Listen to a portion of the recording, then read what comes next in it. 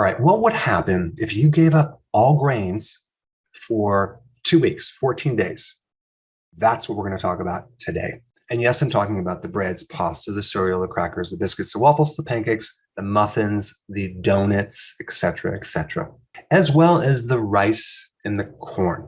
Now, if we compare giving up sugar for 2 weeks to giving up grains for 2 weeks, I really think you're going to have way more benefit giving up the grains for 2 weeks, simply because what these grains do to your gut. Not only do you have this spike in blood sugar, but you also have a lot of inflammation. All right, let's unpack this topic. What's a grain? Well, grain is a seed of grass, okay? Different types of grass. And in a grain, you have three parts. You have the bran, which is the fiber part, which has some B vitamins. You also have the germ part, which has some B vitamins, vitamin E, minerals, and phytonutrients. Then you have what's called the endosperm. Okay, that's where you have all the carbohydrate. This is where you have some more B vitamins, and this is where you have the protein.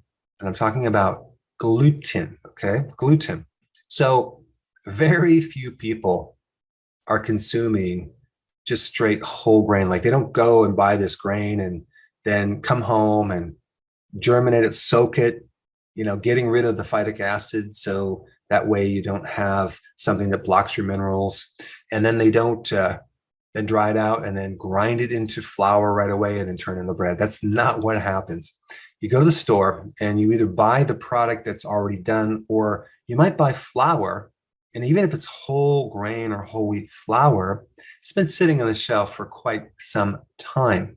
Now, the definition of whole grain is any mixture of bran, endosperm, germ, in proportion one would expect to see intact grain. And the FDA said if it's at least 51% whole grain, it can be considered or defined as whole grain. So you can basically have 49% refined grain with this whole grain, and it's whole grain.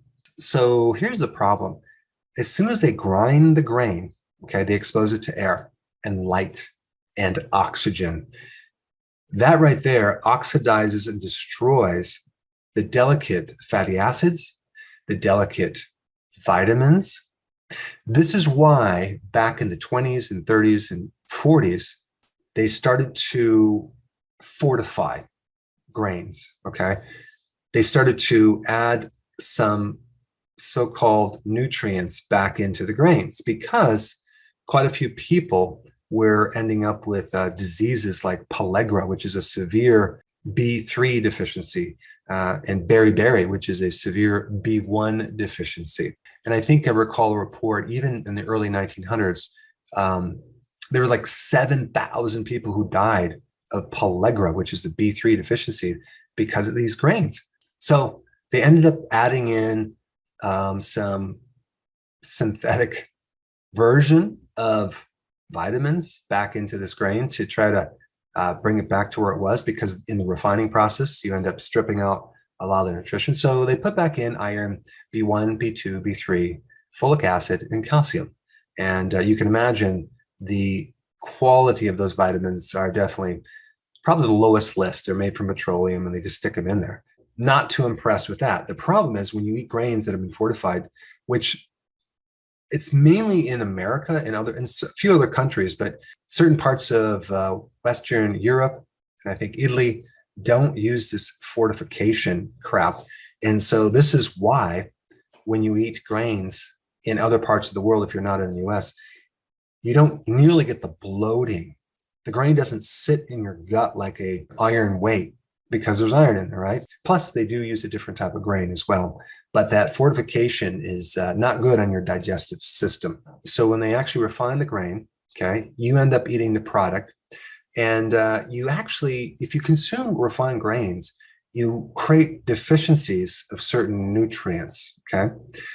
And at least two of the primary nutrients that you'll create deficiencies are the B vitamins and the vitamin E complex. Now, they put back in 3 B vitamins, but what about all the other B vitamins? These other B vitamins that are not in there that you then become deficient in can create a major strain on your heart.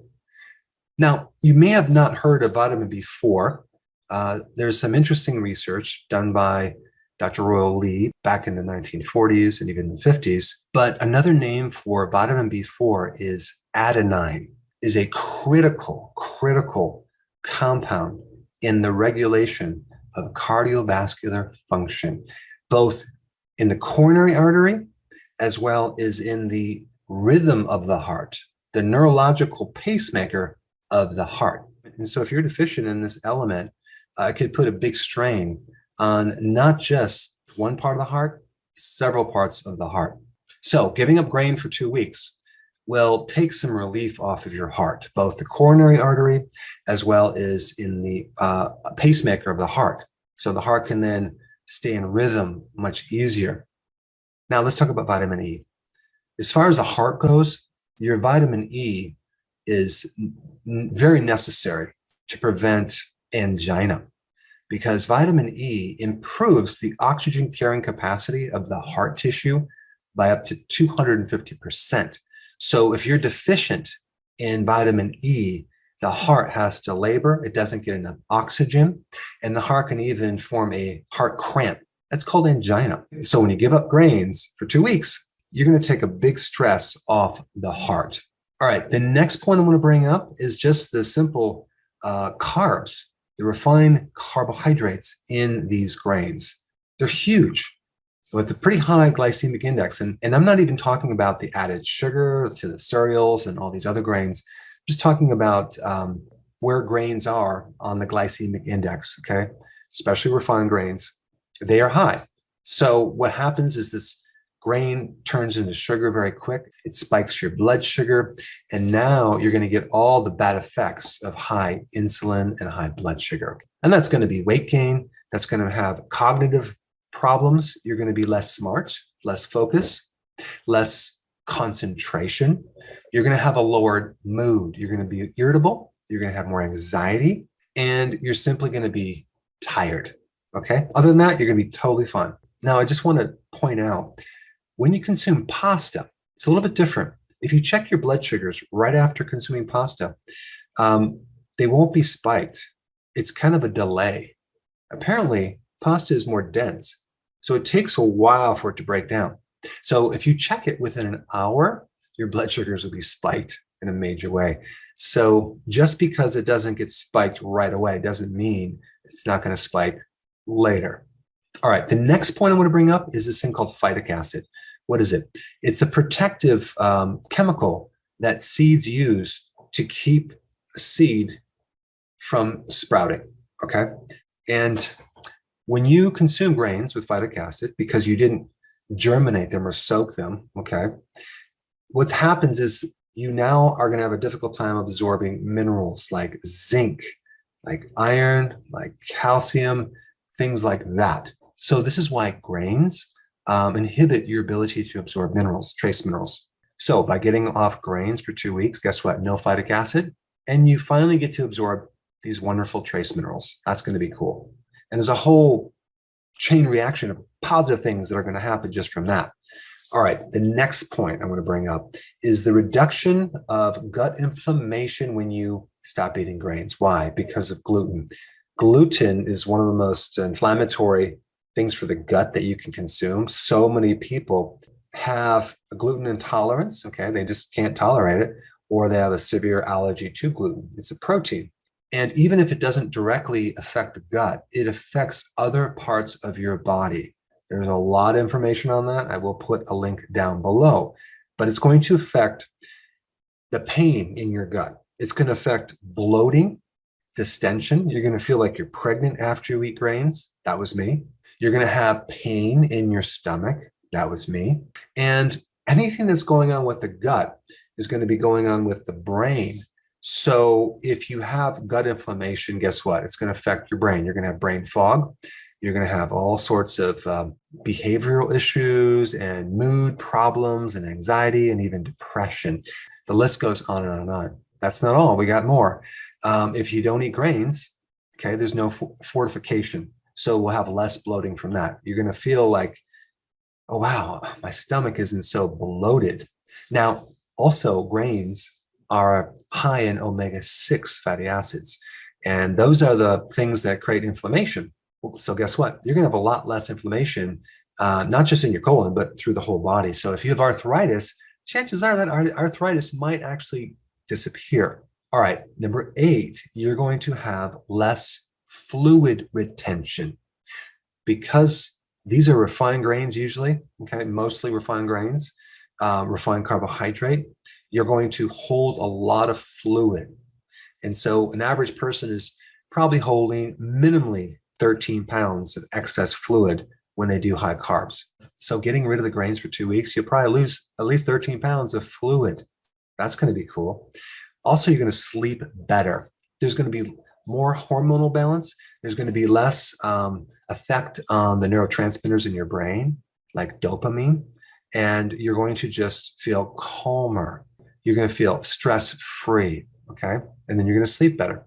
Also, and this is interesting, if you have Hashimoto's, which is usually the most common form of hypothyroidism, okay, 90% of people that have hypothyroidism have Hashimoto's, you definitely need to get off grains immediately. Why? Because the gluten in the grain, the protein, can mimic the thyroid and cause what's called molecular mimicry, where your immune system is attacking the thyroid simply because you're eating gluten, okay? So you need to get rid of that, and guess what? Your thyroid's going to be a lot happier, and that's going to lead to a whole cascade of wonderful things from that. Also, all this inflammation that you have is going to go away, and your immune system will now finally get a chance to work much better. You're going to be running less on glucose and more in ketones, and so you're going to have a cleaner fuel, and your immune system loves that. So you'll be less sick as well. And lastly, you're going to be less exposed to something called glyphosate. Glyphosate is the thing they spray grains, unfortunately, even though some of these grains are not even GMO. They still spray them. So less glyphosate means lower risk of cancer. And it also means better digestive health because the glyphosate kills microbes and they can affect your GI as well. So I challenge you to give up grains for 2 weeks and then write down in the comment section how wonderful your life is because of that. Now, if you haven't seen my other video on giving up sugar for 2 weeks, I put it right here. Check it out.